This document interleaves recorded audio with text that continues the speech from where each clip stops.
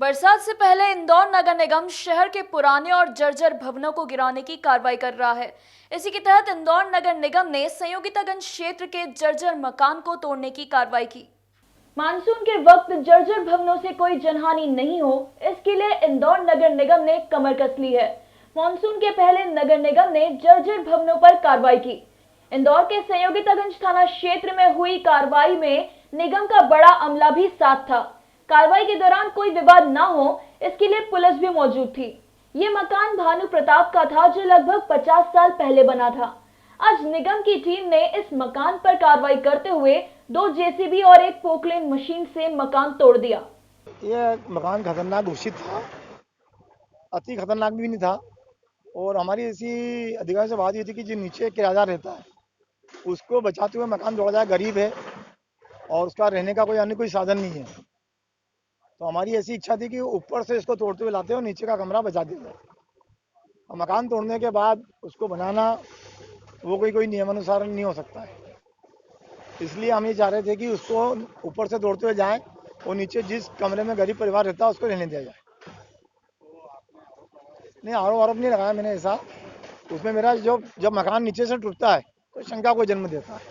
ऊपर से टूटते हुए आए और कमरा बचा दें अपन तो शंका को जन्म नहीं देता। नहीं, आपने आरोप लगाया? नहीं, मैंने नहीं लगाया। मजदूर भी दब गए थे और कोई पिल्लर भी नहीं, वो कोई मेरी नहीं है।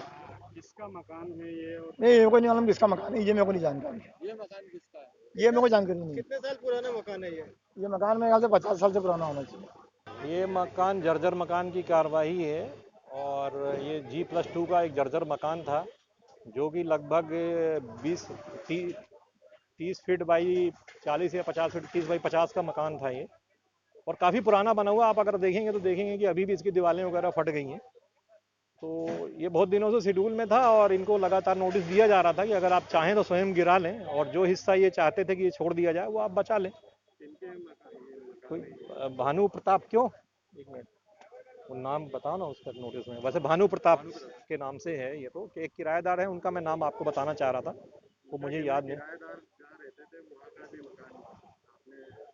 हाँ, नहीं, वो जर्जर स्थिति में आप इसको फोकस करेंगे, अगर ये सामने जो ये शेड है जिसमें ये शटर लगा हुआ है उस तरफ अगर आप देखेंगे तो पाएंगे कि जिस स्थिति में ये शेड वाला पोर्शन है, इसके बगल से ऐसा ही सेम 8 बाई 10 का एक पोर्शन था, उसको वो बचाने की बात कर रहे थे।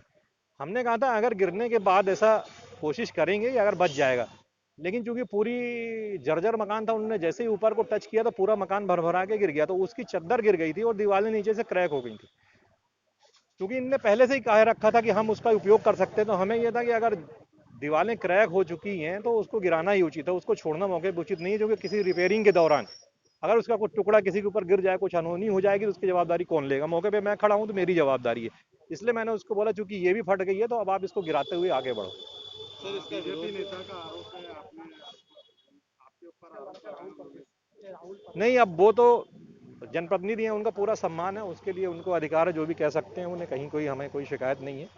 बाकी जहाँ तक आरोप है वो सिरे से खारिज करने योग्य है, क्योंकि ये तो हमारी नित्य प्रति कर्तव्य है। और ये इस तरह के जर्जर मकानों पर कार्रवाई का अपर आयुक्त महोदय श्री चैतन्य साहब ने निर्देश दिए कि तत्काल 12 दिन के शेड्यूल में गिराना है। तो अगर हम इस तरह से लोगों के दबाव में स्थगित करते रहेंगे तो हमारा जो शेड्यूल टाइम टेबल है उससे हम पिछड़ जाएंगे। इसलिए हमने जो है ज़्यादा उनकी सुनी नहीं है, और उनका जो भी कहना है उनका ये, उनने कोई बात कही होगी किराएदार से कि हम उनको बेघर नहीं होने देंगे, ये है, तो इसलिए उनका चिंतित होना स्वाभाविक है, और उसके लिए वो कोशिश कर रहे हैं कि वो जो किराएदार है वो यहाँ काबिज रहा है और उसका यहाँ पर की कब्जा बना रहे।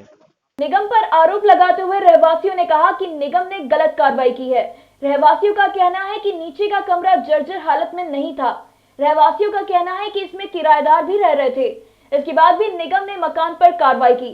कार्रवाई को रोकने के लिए क्षेत्रीय पार्षद भी विवाद करने पहुंचे थे, लेकिन बात नहीं बनी और निगम ने मकान पर कार्रवाई करी।